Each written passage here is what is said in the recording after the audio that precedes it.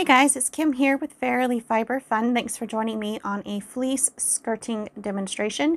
Today we are skirting a lamb fleece from a Tunis sheep named Glory. I actually got to name her on shearing day back in May of 2022.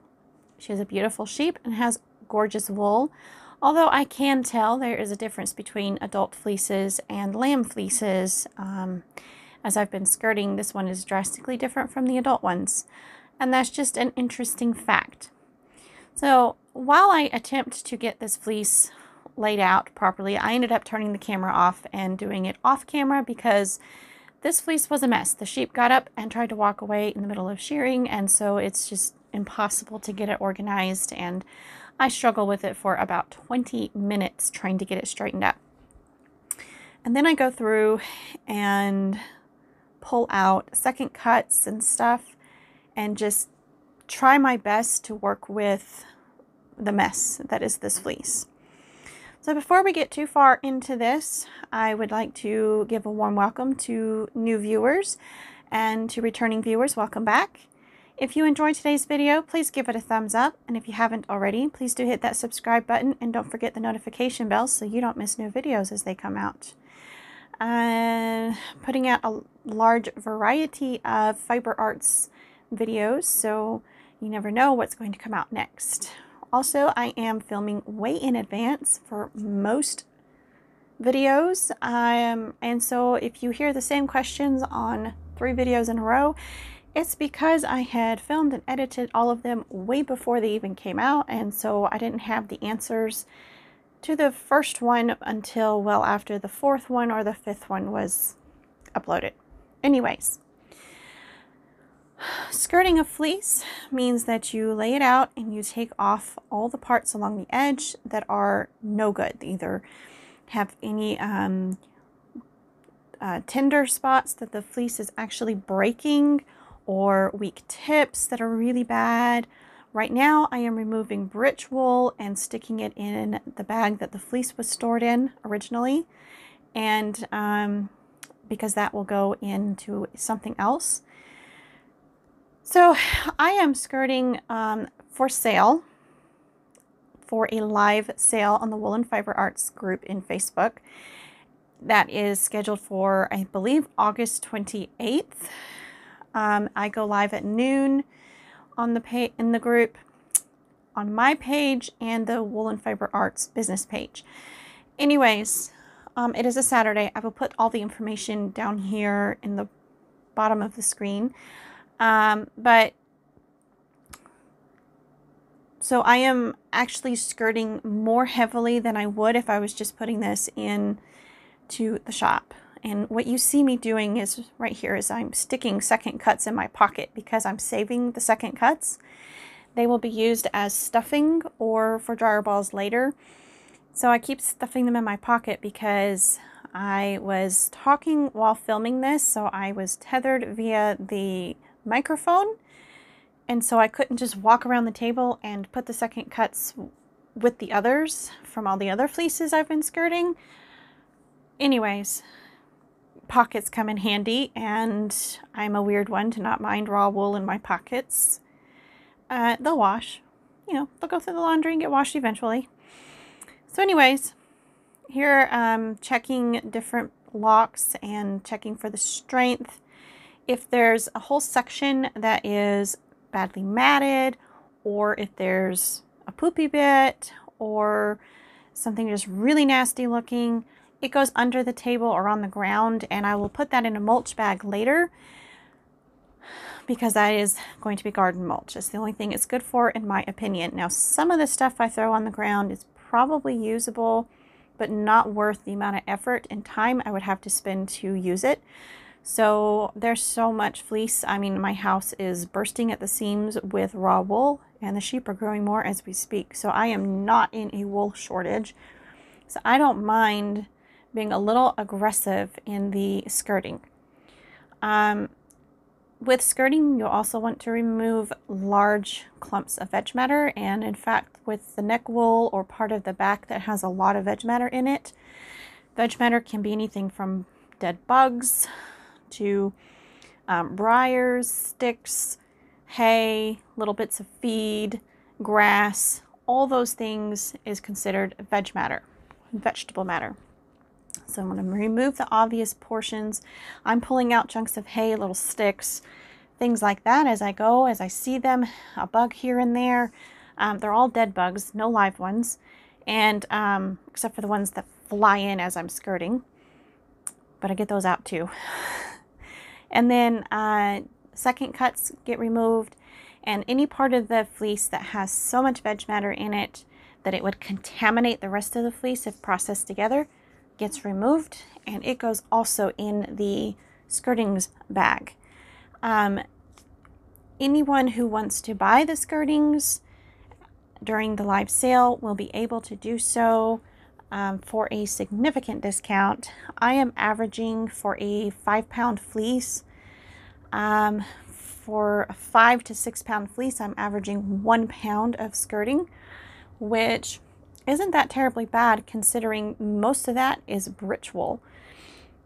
So, and I didn't weigh the fleeces before I started, so I don't know how much is going in the compost.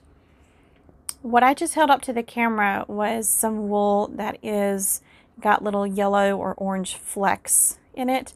And I was showing you guys that that is lanolin, not staining, because the lanolin can sometimes bead up in the fleece, and then it'll, like if you leave your fleeces in a hot car, the lanolin can bead up and move.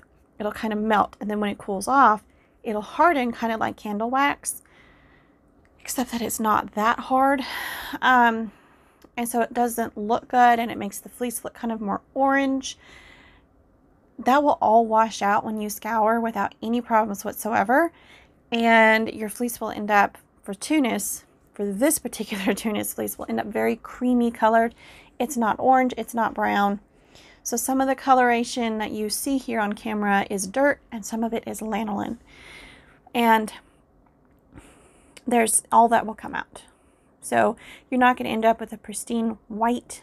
It's rare, in my opinion, to come across a truly white Tunis fleece. When you do, grab it, because though they are super nice. But the cream ones are much more common, and that is traditional of the Tunis fleeces. Also, a neat little fact about Tunis, as I work my way around the table here, when they are born a rich, dark cinnamon color, almost a deep brown, and then as they age, they turn lighter and lighter and lighter, but they maintain that cinnamon color on their faces and their legs. And they are such pretty sheep, and they have such amazing personalities. And if they're raised to be friendly, they will come right up to you and demand scritches. Like, hello, humans mean I get petting, you know. So, or snacks. You know, they're always looking for snacks. You can feed them, and 5 minutes later go back out there and they're like, oh, feed time, where's my food? I'm starving to death. Typical of sheep, typical of a lot of animals, but typical of sheep. So this fleece, being a lamb fleece, has a lot more variation between the different parts of the fleece than I have found in the adult ones. So here I'm actually done skirting the britch wool out, and I'm just double checking for second cuts and veg matter and things, and then I find some neck wool that I need to remove. So you'll see me picking stuff off constantly. As I roll this fleece up to put it back in the bag, I do the same thing. I'm going over and pulling off second cuts. I don't want my customers to pay for second cuts. That's not something that can be spun, or at least it will create a lot of texture. But in your yarn, if you keep it in there, it will create a lot of neps and oils and stuff. So now it's measure the locks and do a strength test on different portions of the fleece. So here I have a 4-inch lock, and then I separate it because it's a little bit thick and pull off the tip on one portion and show you the difference between the lock with the tip on it and the lock with the tip removed. So you can see it's about a 1/2 inch difference. And then I pull another lock and I pull the tip off I pull another lock out of a different part of the fleece, pull the tip off of it because just to see how brittle it is, and I get a 3-inch lock, which means that it was 3.5 inches before I broke the tip off. And then I find, I think I'm done, and I'm like, okay, I have 3 to 4 inches.